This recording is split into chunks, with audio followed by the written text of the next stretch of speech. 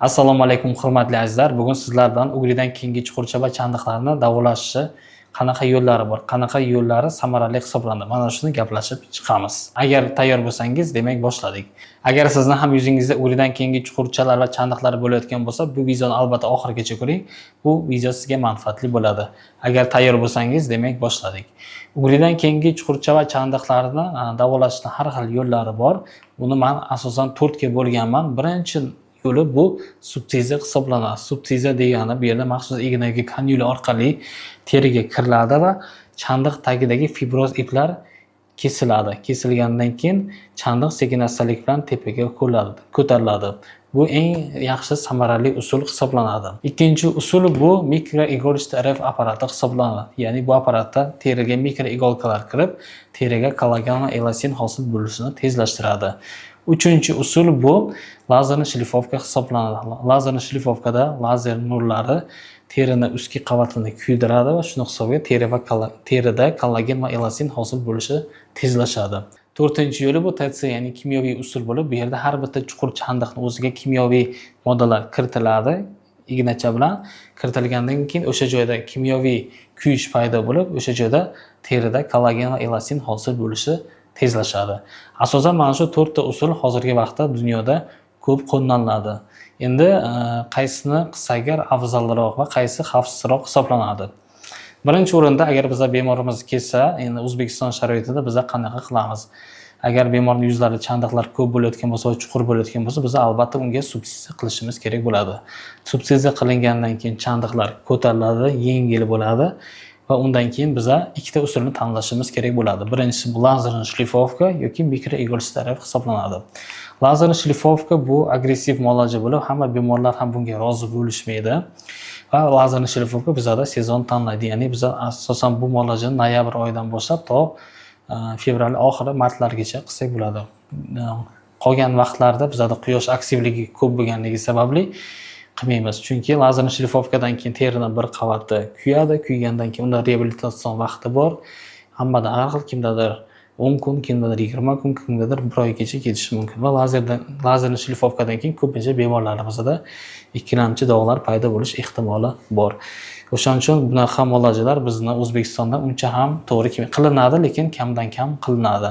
Asosan sezon bilan qilsa bo'ladi va bu muolajada reabilitatsiya vaqti ko'p bo'lganligi sababli hamma ham bunga rozi bo'lmaydi. Ikkinchi biza tanlaydigan yo'limiz bu mikroigolista RF muolajasi hisoblanadi. Bu yerda teriga maxsus apparatda mikroigolkalar kiriladi va mikroigolkalar kirilgandan keyin terida kollagen va elastin hosil bo'lishi tezlashadi. Agar subsidiya bilan birgalikda qilinsa, effekti juda ham yaxshi hisoblanadi. Lazerli shlifovkaga qaraganda bu muolajada reabilitatsiya vaqti juda ham qisqa, ya'ni 1 kundan 3 kungacha tashkil qiladi va sizga lazerga o'xshab terida 10 kun, 20 kun teri tashlashlari bo'lmaydi. Ya'ni muolajani olib, bemalol siz o'qishingizga, ishingizga borib yuraverasiz va eng afzal tomoni bu muolajada sezon yo'q. Ya'ni yoz oylarida ham bu muolajani olsangiz bo'ladi. Hozirgi vaqtda bizlar o'zimiz klinikamizga bu muolajalarni yo'lga qo'yganmiz. Ya'ni biza bemorlarga subsidiya hamda mikroigolista RF muolajasini o'tkazamiz. Aynan mana shu muolajalardan keyingi bemorlarning holatini, natijasini hozir sizlar bilan bo'lishaman. Demak, mana bu bemorimiz opamiz, bu kishining yuzlarida avval ugrilar ko'p chiqqan. Ugridan keyin mana shunaqa chandiqlar qolgan. Biz bu bemorimizga demak mikroigolista RF muolajasini o'tkazganmiz. Hozirgi vaqtda ko'rishingiz mumkin, yuzlarida ancha o'zgarish bor. Bu bemorga biz subsidiya muolajasi o'tkazmaganmiz. Faqat mikroigolista RFni o'zi. Keyingi bemorimiz bu yerda ham mikroigolista RF muolajasi o'tkazilgan. Bu muolajadan oldin biz subsidiya qilib bemorning yuzlarini tayyorlab olganmiz va undan keyin muolaja qilganmiz. Hozir ko'rib turishingiz mumkin yuzlarining dog' va posli holatini. Bu mikroigolista RF muolajasi kimlar uchun moslangan? Demak, birinchi o'rinda agar siz yuzingizda ugridan keyingi chuqurchalar va chandiqlar bo'lsa, siz olishingiz mumkin. Yoki yoshga nisbatan siz yuzingizda kollagen, elastin kamayib, yuzingiz osilishlar paydo bo'lgan bo'lsa, ajinlar paydo bo'layotgan bo'lsa, olishingiz mumkin. Yoki siz o'zingiz yuzingizni yoshartirish uchun, profilaktika uchun olmoqchi bo'lsangiz, bu apparatdan muolaja olsangiz bo'ladi, mikroigolista RFdan. Kimlar uchun bu muolaja to'g'ri kelmaydi? Birinchisi, agar siz homilador yoki emizikli bo'lsangiz, bu muolaja qilish mumkin emas. Ikkinchisi, agar siz yuragingizda kardiostimulyatorlar bo'lsa, mumkin emas.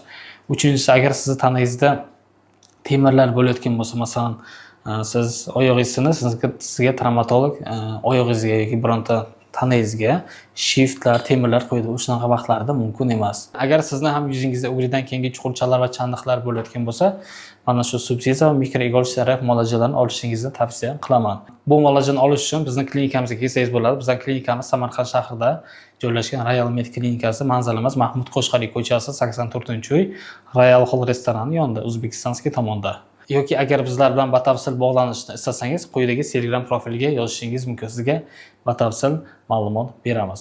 Hozirgi vaqtda mikroigol RF apparatlarini Xitoy variantlarini juda ham ko'payib ketgan, arzon narxda qilishadi, lekin ular kerakli bo'lgan energiyani sizga teringizga bermaydi. Shuning hisobiga teringizda o'zgarish bo'lmaydi. O'shaning uchun bu muolajani olmoqchi bo'lsangiz, faqat original apparatlarda oling. Agar sizda qo'shimcha savollar bo'layotgan bo'lsa, kommentariyada yozib qoldiring, unga javob beramiz. Keyingi videoda ko'rishguncha.